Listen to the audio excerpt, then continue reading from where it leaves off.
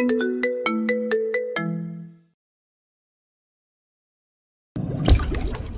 তো দিবই, তবে ওকে নয়। ডাক্তার শেষ হলে আগে সাপোনা দিয়ে ঘর ভরবো আমি। কথাটা শুনে ময়ূরী লজ্জায় হতভম্ব হয়ে তাকালো। বড়দের সামনে এমন কথা সে আশা করেনি। উপস্থিত সবাই ঠোঁট টিপে হাসলেন। বিকেলের দিকে যখন রোদ পড়ে এলো, বাড়ির সবাই যখন ভেতরে আড্ডায় ব্যস্ত, তাহসিন পা টিপে টিপে বারান্দায় এলো। ময়ূরী তখন একা দাঁড়িয়ে সূর্যাস্ত দেখছিল। তাহসিন পেছন থেকে ওর কাঁধে হাত রাখতেই ময়ূরী শিওরে উঠল। ভয় পেয়েছো? তাহসিনের কণ্ঠস্বর এখন অনেক নরম। ময়ূরী ঘুরে দাঁড়িয়ে মাথা নিচু করে বলল, এত সুখ কপালে সইবে? তাহসিন ময়ূরীর চিবুকটা আলতো করে উঁচিয়ে ধরল। সূর্যাস্তের আলোয় ময়ূরীর মুখটা অপার্থিব সুন্দর লাগছে। সে ধীর স্থির কণ্ঠে বলল, এই সুখটুকু আদর করে নেওয়ার অধিকার আমার আছে। ময়ূরী তাহসিনের চোখের গভীরতায় ডুবে গিয়ে অস্ফুট স্বরে বলল, আপনি বড্ড বদলে গেছেন। আগে সেই রাজবাড়ি লোকটা আর নেই। তাহসিন মুচকি হাসল। ময়ূরীর কানের কাছে ঝুঁকে ফিসফিস করে বলল, বদলে তো গেছি তোমার জন্যই। শোনো বেগম সাহেবা, আজ রাতে কিন্তু কোনো বাহানা চলবে না। বাচ্চাদের দায়িত্ব আম্মা নিয়েছেন, আর আমার সবটুকু সময় আজ তোমার দখলে। ময়ূরী লজ্জায় লাল হয়ে তাহসিনের বুকে মৃদু এক কিল বসিয়ে দিয়ে দ্রুত পায়ে সরে যেতে চাইল, কিন্তু তাহসিন চট করে ওর হাতটা ধরে টেনে আবারও নিজের খুব কাছে নিয়ে এলো। ময়ূরীর কোমর জড়িয়ে ধরে গাঢ় স্বরে বলল, এখনই পালানোর পথ খুঁজছ? ঢাকায় নিজের বাড়িতে গেলে তো নিস্তার নেই, সেখানে তো শাশুড়ির নাম করে শুধু ভালোবাসা চলবে। ময়ূরী ধরা গলায় বলল।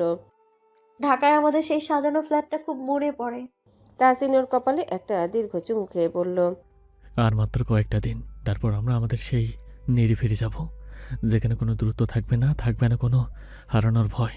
শুধু আমি, তুমি আর আমাদের ছোট ছোট স্বপ্নগুলো।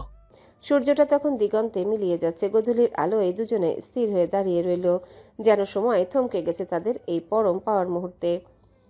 রজনী বেগম অসুস্থ হয়ে পড়েছেন বেশ কয়েক মাস আগে। সেই শক্ত শরীরটা ভেঙে এসেছে প্রায়। শরীরটা চালানো বড্ড কষ্ট। আফিয়া ঘরে এলো ঔষধ নিয়ে। রজনী বেগম ওষুধ খেয়ে বসলেন বালিশে ভর দিয়ে। তিনি বিষণ্ণ গলায় বললেন, তোর দাদা শ্বশুরের ফাঁসি হইল কেন? আফিয়া দীর্ঘশ্বাস ফেলল। গত বছর ছোট চাচা শ্বশুর এবং দাদা শ্বশুরের ফাঁসির রায় এসেছিল। নারী পাচার, নারী ধর্ষণ, নারীদের জোর করে দেহ ব্যবসায় জড়ানো এবং স্বর্ণ পাচারের মামলায় দুজনার ফাঁসি হয়। আফিয়া আলতো করে রজনী বেগমের চাদরটা টেনে দিতে দিতে ম্লান হাসল।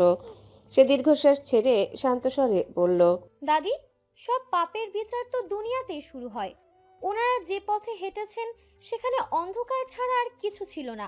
অসহায় মেয়েদের জীবন নিয়ে ছিনিমিনি খেলা, পাচার আর ওই সব নোংরা কারবার, আল্লাহর আরশ কেঁপে ওঠার মতো কাজ ছিল ওগুলো।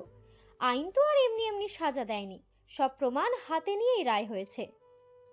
রজনী বেগম ফ্যালফ্যাল করে তাকিয়ে রইলেন। তার ঘোলাটে চোখে একরা শূন্যতা। যে মানুষগুলো দাপটে একসময় এলাকা থরথর করে কাঁপত, আজ তাদেরই নামের পাশে ফাঁসির আসামি তকমা লেগেছে। আফিয়া একটু থেমে আবারও বলল, এখন এসব ভেবে শরীর আরও খারাপ করবেন না। আপনি বরং চোখ বুজে একটু জিরিয়ে নিন, আমি পাশে আছি।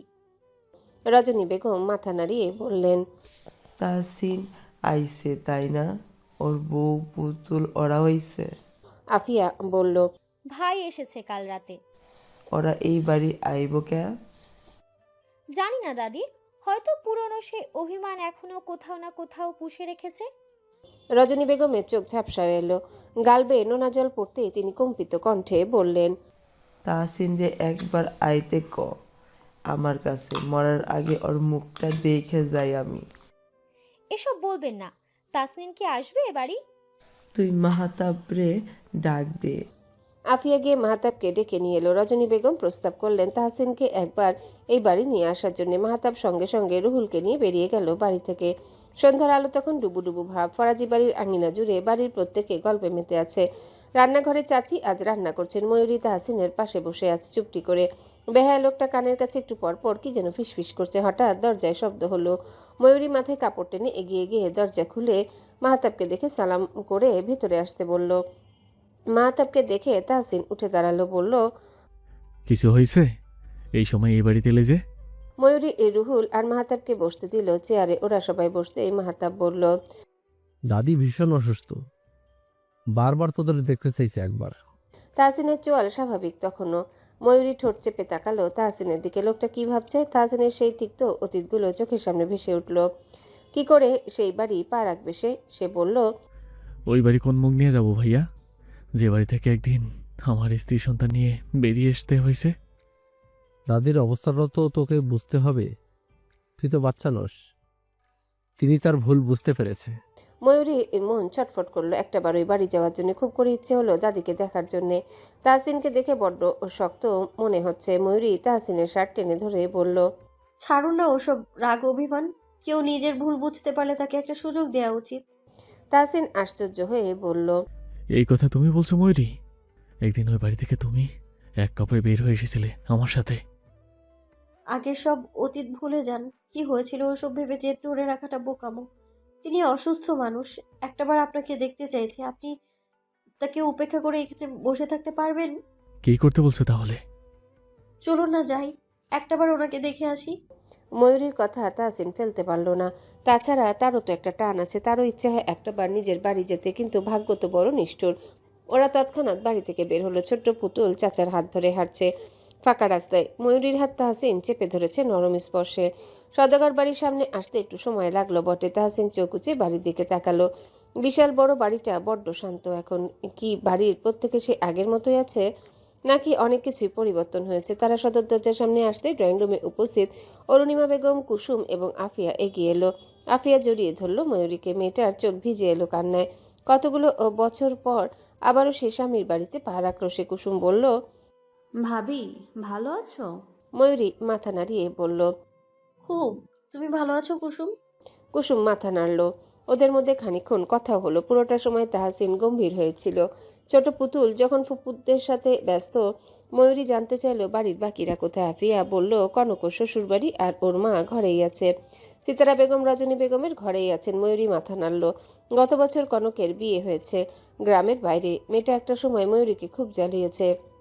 ময়ূরী বাধ্য হয়ে তার গায়ে হাতও তুলেছে। দীর্ঘশ্বাস ফেলল সে। রজনী বেগমের ঘরের সামনে এলো ওরা। তাহসিন আর ময়ূরী তখন দরজার সামনে পাশাপাশি দাঁড়িয়ে আছে। তাহসিন কেমন শক্ত হয়ে দাঁড়িয়ে থাকতে দেখে ময়ূরী বলল, যাবেন না? তাহসিন শুকনো ঢোক গিলে দরজায় নক করতে ভেতর থেকে অনুমতি এলো। রজনী বেগম দেখলেন এক শ্যামবর্ণ ছেলের পাশে টুকটুকে রাঙাবো। সে কিশোরী বধূর রূপ আগের ন্যায় দ্বিগুণ হয়েছে। পাশে তাহসিন। সে সালাম করলো, দাদিকে গিয়ে বসলো পাশে। রজনী বেগম খানিকক্ষণ তাহসিনের দিকে তাকিয়ে থেকে বললেন, ভালো আছিস? তাহসিন বলল, আল্লাহ আমাকে খুব সুখ দিয়েছে দাদি, আলহামদুলিল্লাহ ভালো আছি। তিনি হেসে বললেন। আরো সুখী হ।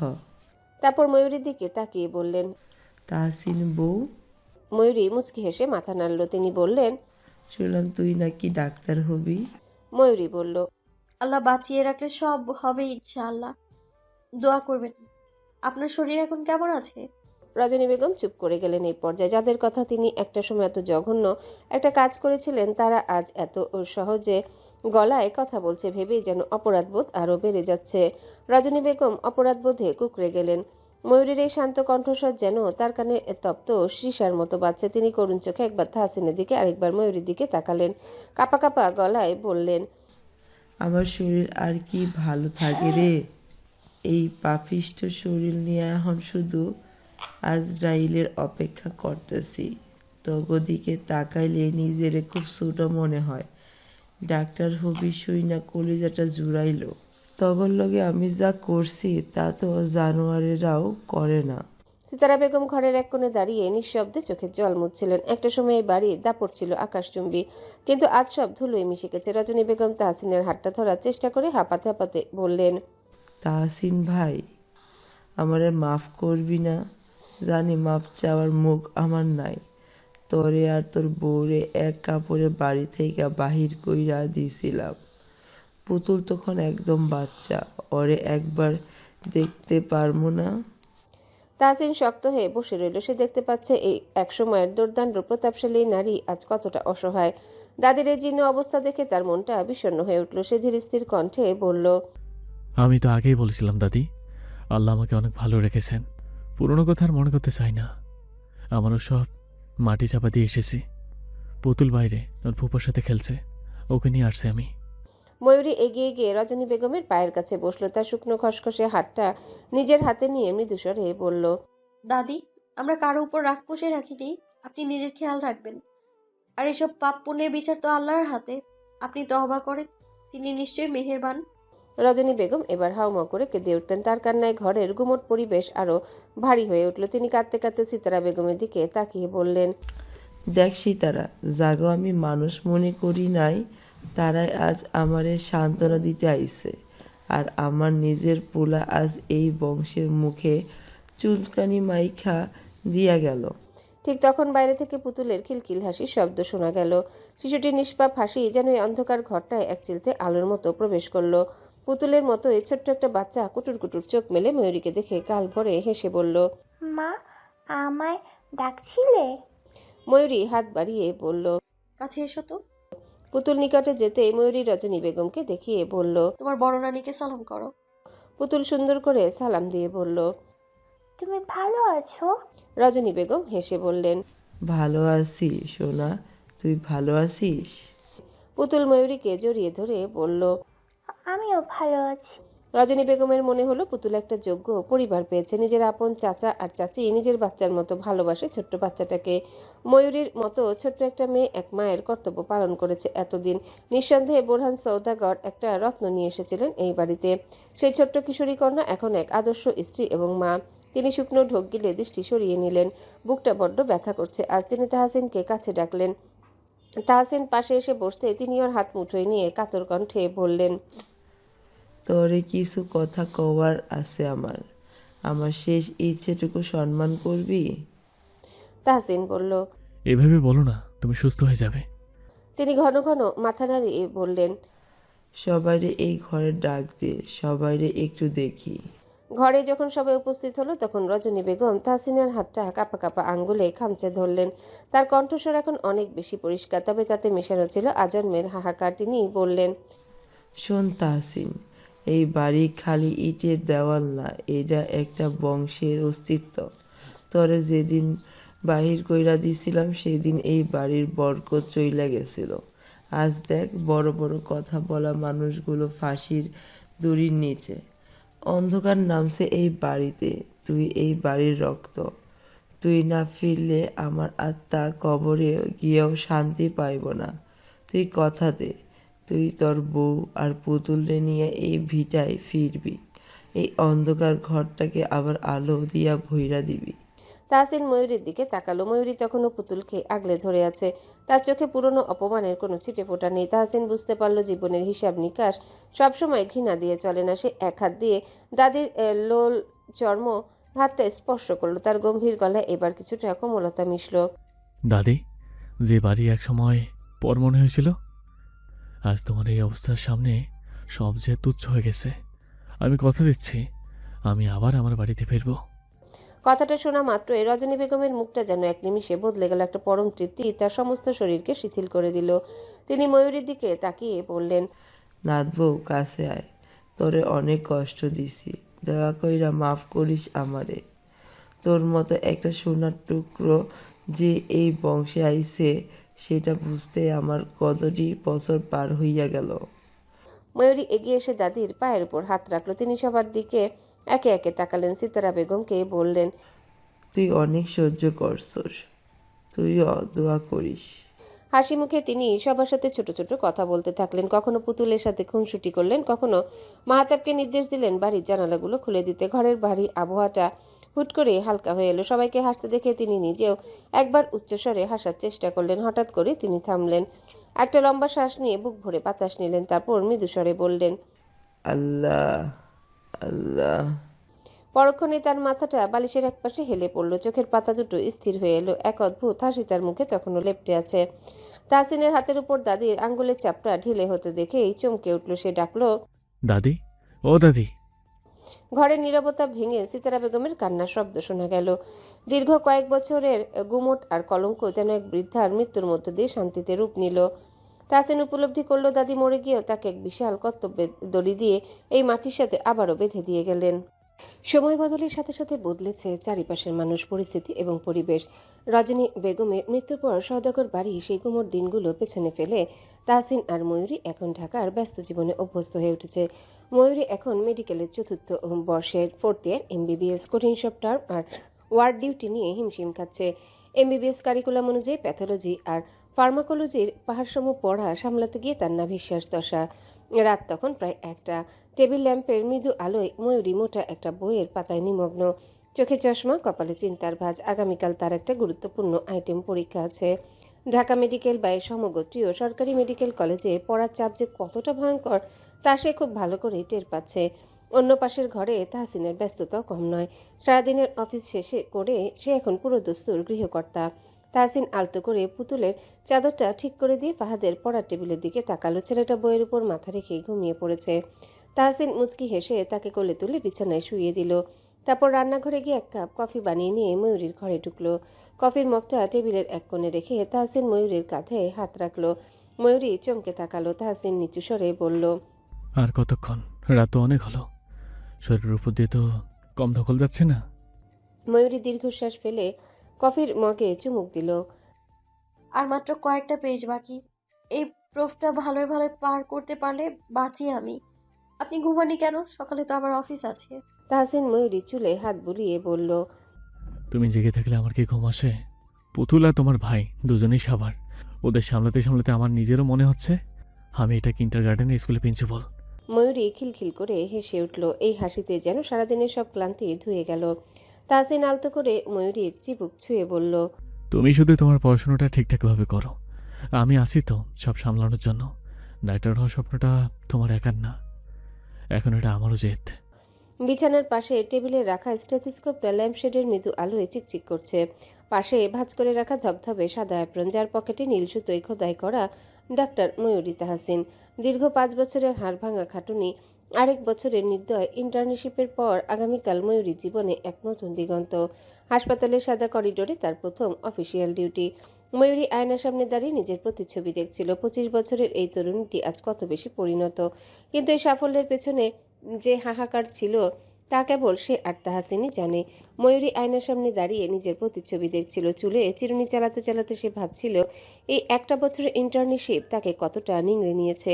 মাসের পর মাস নাইট ডিউটি, এমার্জেন্সি সামলানো আর প্রুফ পরীক্ষার চাপে তাহসিনের সাথে ঠিকমতো কথা বলার সময়টুকু জোটেনি। একই বিছানায় শুয়েও কত রাত তারা পিঠাপিঠি হয়ে ঘুমিয়ে পড়েছে। ক্লান্তিতে তার হিসাব নেই। হঠাৎ পেছন থেকে 2টি শক্ত হাত ময়ূরীকে জড়িয়ে ধরল। তাহসিনের চেনা গায়ের ঘ্রাণ আর তপ্ত নিঃশ্বাস ঘাড়ের কাছে লাগতেই ময়ূরী শিওরে উঠল। আয়নায় দেখল তাহসিনের চোখ দুটো আজ বড্ড অন্যরকম, যেন সেখানে এক সমুদ্র তৃষ্ণা জমে আছে। তাহসিন ময়ূরীর কাঁধে মুখ ঘষতে ঘষতে ফিসফিস করে বলল, অনেক তো হলো ডাক্তারে। আজ রাতে এই ঘরে কোনো পেশেন্ট নেই, কোনো কল নেই। আজ এই ঘরে শুধু আমি আর আমার ময়ূরী। ময়ূরী মুচকি এসে তাহসিনের হাত দুটো খামচে ধরল। একটু আদুরে গলায় বলল, উফ, ছাড়ুন তো। কাল সকালে আমার প্রথম জয়েনিং। কত কাজ বাকি, ব্যাগ গোছাতে হবে। ব্যাগ কাল সকালে আমি গুছিয়ে দেব। গত 3 মাস ধরে তুমি শুধু হসপিটাল আর ওয়ার্ড চিনলে। তোমার এই জামাইটাকে তো ভুলে গেছিলে। জানো কতটা উন্মাদ হয়ে আছি এই রাতটার জন্য। ময়ূরী লাজুক হেসে চোখ নামিয়ে নিল। বেহায়া লোকটা সে 9 বছর আগে তাহসিনি রয়ে গেছে। দিন কত তাড়াতাড়ি চলে যায়, তাই না? ময়ূরী ছিল সদ্য 16তে পা দেওয়া এক কিশোরী কন্যা, আর তাহসিন ছিল সেই সময় তাগড়া যুবক।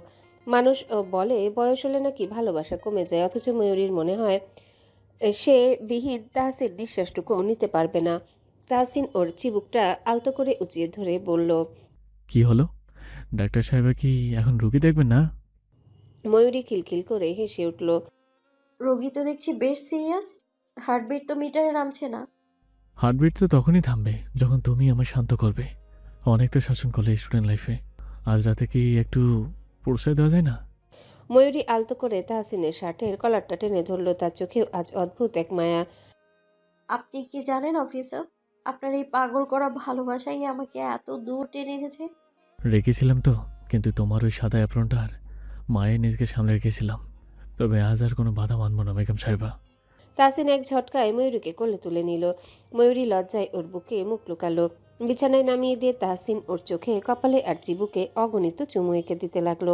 তার স্পর্শে আজ এক অদ্ভুত ব্যাকুলতা, যেন কয়েক জন্মের বিরহ মিটিয়ে নিতে চাইছে সে। ময়ূরী অনুভব করলো তাহসিনের হৃৎপিণ্ডে দ্রুত স্পন্দন। কিছু একটা ভেবে শুকনো ঢোক গিলল ময়ূরী।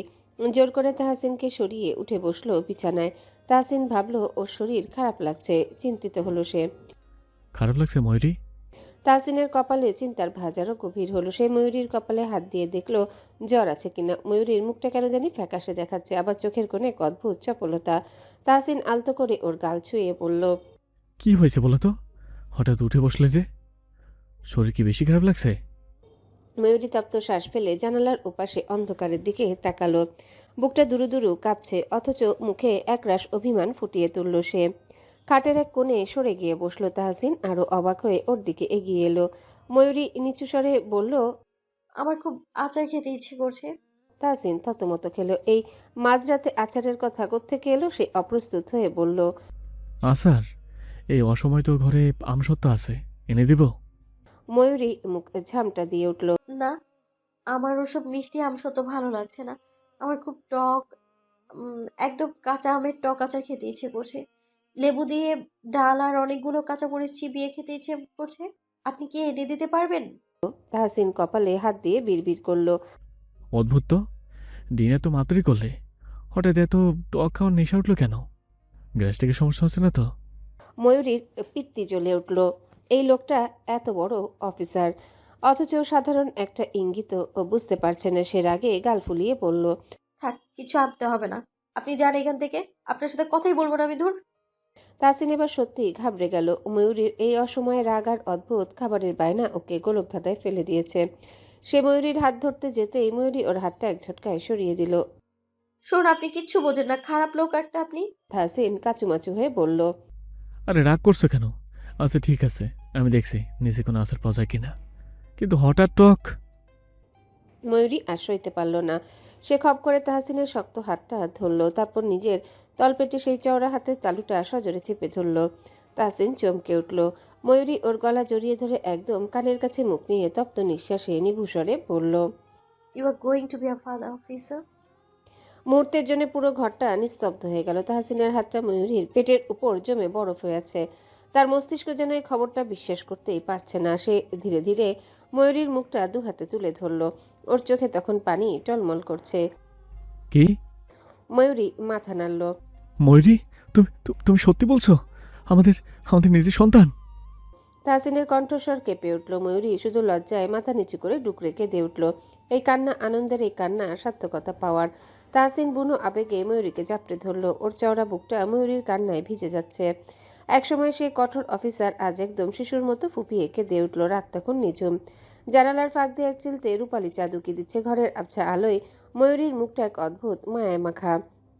তাহসিন তাকে দুহাতে আগলে ধরে আছে, যেন পৃথিবীর সবচেয়ে দামি রত্নটা তার বুকের পাঁজরে লুকানো। ময়ূরীর চোখের কোণে নোনা জল চিকচিক করছে দেখে তাহসিন ওর কপালে নিজের ঠোঁট ছোয়ালো। পাগলি মেয়ে, এই আনন্দের সংবরটা দিয়ে কি ওইভাবে অঝরে কাঁদে? জানো ময়ূরী, মাঝে মাঝে মনে হয় আমি বোধহয় আগের জন্মে কোনো পূর্ণ করেছিলাম, তাই তোমার মতো এমন একটা আকাশ মায়া আমার ভাগ্যে জুটেছে। ময়ূরী ওর বুকে মুখ লুকিয়ে জড়িয়ে ধরে ধরা গলায় বলল, আপনাকে খবরটা দিতে গিয়ে আমার ভেতরটা ভীষণ কাঁপছিল। বারবার ভাবছিলাম, আমার এই ছোট্ট শরীরের ভেতরে কি আরেকটা ছোট্ট প্রাণ বড় হচ্ছে। আপনি যখন এটা জানবেন তখন কেমন লাগবে আপনার? তাহসিন ময়ূরীর মুখটা দুই হাতের আজলায় তুলে ধরল। চোখের মণি দুটো তখন গভীর এক ভালোবাসায় চিকচিক করছে। আসলে ভালোবাসা যখন পূর্ণতা পায়, তখন সে একটা নতুন প্রেরণরূপে পৃথিবীতে আসে। পুতুল আমাদের বড় সন্তান, ও আমাদের ঘরে আলো করে আছে। কিন্তু আজ আমাদের নিজের এই অস্তিত্বের কথা শুনে মনে হচ্ছে এই বুঝি জীবনটা সার্থক হলো। ময়ূরী লাজুক হাসল। তাহসিন ময়ূরীর চুলে আঙ্গুল চালিয়ে দিতে দিতে পরম আবেশে বলল, শোনো ময়ূরী, নক্ষত্ররা হয়তো আকাশেই মানায়, কিন্তু আমার বাগানে ফুটে থাকা শুধুমাত্র ঘ্রাণ তো তুমিই। আজ থেকে গভীর রাতুলের কাছে আমি কৃতজ্ঞ থাকবো, কারণ তারা সাক্ষী হয়ে রইল আমাদের পূর্ণতার। ভালোবাসা সত্যি সুন্দর, সুন্দর ভালোবাসার মানুষগুলো। এখানেই তো সুখ, দুঃখ আর আনন্দ। তাহসিনের বয়স এখন অনেক। সেই স্ত্রীর স্বপ্ন পূরণ করতে নিজের শখ মাটি দিয়েছিল বহুদিন আগে। তার ইচ্ছে ছিল সেই কিশোরী বধূকে একদিন অনেক বড় বানাবে, উচ্চশিক্ষায় শিক্ষিত বানিয়ে নিজ পায়ে দাঁড় করাবে। আজ সেই কিশোরী বধূ খুব বড় হয়েছে, ডাক্তার হয়ে এখন এক ছোট্ট সন্তানও গর্ভে ধারণ করেছে। রাতের গভীরতায় চারিপাশ যখন নিস্তব্ধ, তখন তাহসিনের মনে পড়ে যায় সেই ফেলে আসা দিনগুলোর কথা। জীবনের সোনালী সময়গুলো সে বিলিয়ে দিয়েছিল একজোড়া চোখের স্বপ্নকে সজীব রাখতে। নিজের ক্যারিয়ার, শখ কিংবা বিলাসিতা সবকিছুই এই কিশোরী বধূর পড়াশোনার আড়ালে ঢাকা পড়ে গিয়েছিল। আজ যখন সে ময়ূরীর শুভ্র অ্যাপ্রনের দিকে তাকায় তখন আর তার মনে কোনো আক্ষেপ অবশিষ্ট থাকে না। একজনের বিসর্জন যখন অন্যজনের সার্থকতা হয়ে দাঁড়ায় তখন সেই দেখেন আমার দুঃখ হয়ে থাকে না, তা হয়ে ওঠে জীবনের শ্রেষ্ঠ অর্জন। তাহসিন দেশে ফেরার আগে অবধি আদনান তাহসিনের বাড়িতে ছিল ময়ূরীর জন্যে, কিন্তু তাহসিন ফেরার পর আদনান তার বাড়িতে থাকতে নারাজ। সে বউ বাচ্চা নিয়ে ফিরে গেছে তার সেই ফ্ল্যাটে আরও বছর 3 আগে। কোলের বাচ্চাটা বড় হয়েছে এখন, বড্ড দুষ্টু। তাহসিন নিজের ছোট্ট পরিবার নিয়ে ফিরে এসেছে গ্রামে। ময়ূরীর প্রেগন্যান্সির খবর পাওয়ার আজ 2 মাস। মেয়েটা কাউকে এখনো কিছু জানায়নি, গ্রামে এসে বলবে বলে। সবার আগে বলবে তার বাবাকে। খুশিতে দিশেহারা মেয়েটা। তাহসিন ঘরে উপস্থিত ছিল বউকে নিয়ে। ময়ূরীর মাথায় তেল দিয়ে দিচ্ছিল সে। বারান্দা থেকে বাইরে দেখা যাচ্ছে মেঘলা আকাশ। এমন এক মেঘলা দিনে তাহসিন তাকে বিয়ে করে নিয়ে এসেছিল এই বাড়িতে। ময়ূরী বাচ্চাদের মতো মন খারাপ করে বলল। অফিসার, আর তাহসিন কাজে মনোযোগী হয়ে বলল, বলো। আমি আব্বার কাছে যাব। যাবো তো, এখনই যাব। ঘণ্টাখানেক আগে গ্রামে এসেছি, এখন সন্ধ্যার আজান দিয়ে দিয়েছে, কাল সকালে যাই। ময়ূরীর মনে হচ্ছে আজ বাবার দেখা না পেলে আর কোনোদিনই হয়তো বাবাকে দেখতে পারবে না সে। বাবাকে এই সুখবরটা দিলে নিশ্চয়ই খুব খুশি হবে, তাই না? খুশিতে আত্মহারা হয়ে তাকে বুকে জড়িয়ে ধরবেন, মাথায় আদুরে হাত স্পর্শ করে বলবেন, আমার ছোট্ট মেয়েটা আজ খুব বড় হয়েছে, আমি নানা হচ্ছে আবার। তখন ময়ূরী খিলখিল করে হাসবে। রাতে খাওয়া দাওয়ার পর ময়ূরী গুটি গুটি পায়ে আফিয়ার ঘরে উকি মারল, ঠিক যেমনটা এই বাড়িতে প্রথম আসার পর করত। আফিয়া বিছানা ঠিক করছিল, ময়ূরী ঠোঁট টিপে এগিয়ে গেল। আফিয়া ওকে দেখেই মুখ ফিরিয়ে নিল। ময়ূরী বুঝলো বড্ড অভিমান হয়েছে তার। ময়ূরী পেছন থেকে ওকে জড়িয়ে ধরে আদুরে স্বরে বলল, তুমি এখনো রেগে আছো ভাবি? আমি আজ এতদিন পর বাড়ি এলাম, তুমি বুঝি খুশি হওনি? চলে যাব আবার? আফিয়া ওকে ছাড়িয়ে ওর দিকে ঘুরে দাঁড়ালো, অভিমানী গলায় বলল, তুই কি মানুষ নাকি ডাক্তার হয়ে তোর ভাব বেড়েছে? এমনটা কেন বলছো? আমি ডিউটির প্রথমেই ছুটি নিতে পারিনি। আমার ফাহাদ আর পুতুলের স্কুলও তো ছিল বলো। ঈদের লম্বা ছুটি একটা পেয়েছে ওরা, তাই তো এলাম আজ। সর, নাটক করিস না। আফিয়া বিছানায় বসলো আরাম করে। ময়ূরী বসলো তার সামনে। হঠাৎ তার চোখ আটকে এলো আফিয়ার মুখের দিকে। ময়ূরী তীক্ষ্ণ নজরে আফিয়ার ফ্যাকাশে মুখার চোখের নিচের কালিটুকুর দিকে তাকিয়ে রইল। ডাক্তার হিসেবে তার অভিজ্ঞ চোখ মিথ্যে বলছে না। আফিয়ার ক্লান্তিটা কেবল ঘরের কাজের নয়, এর পেছনে অন্য কোনো গভীর কারণ আছে। ময়ূরী আফিয়ার হাতটা নিজের হাতের মুঠোয় নিয়ে নাড়ি পরীক্ষা করতে করতে এমনি দুস্বরে বলল, ভাবি, শরীরটা কি ইদানিং খুব দুর্বল লাগছে? আফিয়া একটু অপ্রস্তুত হয়ে হাতটা সরিয়ে নিতে চাইল, মুখ নামিয়ে বলল, আরে না, কাজের চাপে একটু ক্লান্ত লাগছে আর কি। তুই এখন এসব ডাক্তারি রাখতো। ময়ূরী ছাড়ল না। সে মুচকি হেসে আফিয়ার একদম কাছে সরে এলো, ওর পেটের দিকে একবার তাকিয়ে রহস্যময় গলায় বলল, তুমি আমার কাছে লুকাচ্ছ ভাবি? আমি কিন্তু তোমার চোখের ভাষা পড়েই সব বুঝে গেছি। ডক্টর হওয়ার আগে আমি তোমার সেই ছোট্ট বোনটা, যার কাছে তুমি কোনোদিনও কিচ্ছু লুকাওনি। বলো তো, কতদিন হলো তোমার পিরিয়ড মিস হয়েছে? আফিয়া এবার থমকে গেল। তার গাল দুটো মুহূর্তেই আরক্তিম হয়ে উঠল। চারিপাশে নিস্তব্ধতায় তার হৃদস্পন্দন যেন বেড়ে গেছে। সে আমতা আমতা করে বলল, তো তুই কি সব বলছিস? ময়ূরী জাপটে জড়িয়ে ধরল আফিয়াকে। আফিয়া তাল সামলাতে না পেরে পিছিয়ে গেল একটু। হঠাৎ ময়ূরী শব্দ করে ডুকরে উঠল। আফিয়া ভুরকে গেল খানিক, ওর পিঠে হাত রেখে বলল, আরে পাগলি, কাঁদছিস কেন? ময়ূরী আফিয়ার দুগাল চেপে ধরে চুমু খেলো। আফিয়ার শাড়ির আঁচল দিয়ে চোখের পানি মুছিয়ে দিতে দিতে বলল, তুই কাঁদছিস কেন? ভয় হচ্ছে আমার। ময়ূরী বলল, তুমি কেন সবাইকে এখনো জানাওনি? আফিয়া শুকনো ঢোক গিলে কম্পিত হাত রাখলো ময়ূরীর হাতে, বলল, গত সপ্তাহে জেনেছি। বিশ্বাস কর, আমি আমার জীবনে এত কাঁদিনি। বিশ্বাসই হচ্ছিল না আমি যে মা হব, কিন্তু এই সংবাদ এখনো অবধি কাউকে জানাতে পারিনি ভয়ে। ময়ূরী চোখ ছোট ছোট করে মুখ বাঁকিয়ে উঠে দাঁড়ালো। আফিয়া কিছু বুঝে ওঠার আগেই ময়ূরী আঁচল চেপে দৌড়ে গেল দরজার দিকে। আফিয়া চমকে উঠে ওর পিছু নিয়ে বলল, এই ফাজিল, যাচ্ছিস কোথায়? ময়ূরী, থাম বলছি। ময়ূরী কি আর থামে?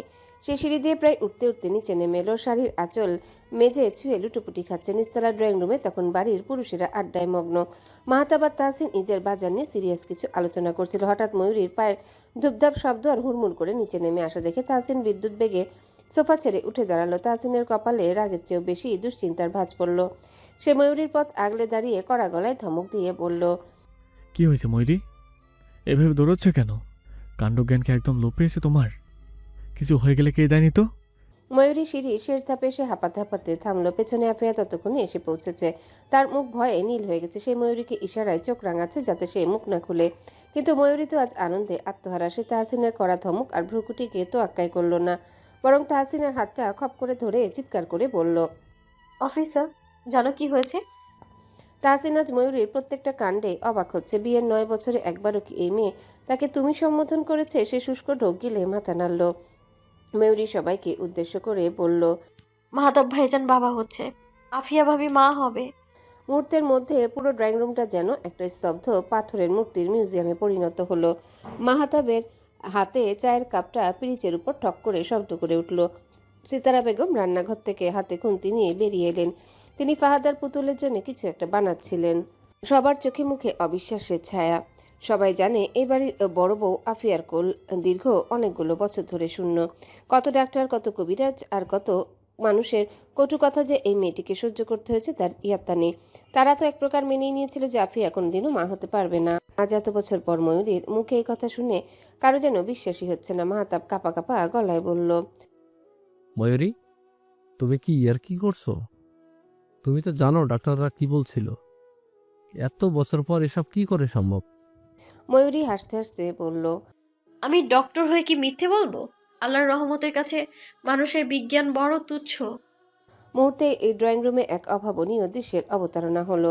সিতারা বেগম ডুকরে কেঁদে উঠে আফিয়াকে বুকে টেনে নিলেন। এত বছরের সেই বাজ অপবাদ আজ এক লহমায় ধুইয়ে মুছে সাফ হয়ে গেল। তাহসিন বড় ভাইকে জড়িয়ে ধরে উৎফুল্ল গলায় বলল, হ্যালো বন্ধুরা, পরবর্তী পার্ট খুব তাড়াতাড়ি আসবে, তো সবাই অপেক্ষায় থাকো। আর চ্যানেলটি যারা এখনো সাবস্ক্রাইব করনি তারা পরবর্তী পার্ট দেখার জন্য চ্যানেলটি সাবস্ক্রাইব করে রেখো। ধন্যবাদ সবাইকে, আমাদের সাথেই থেকো।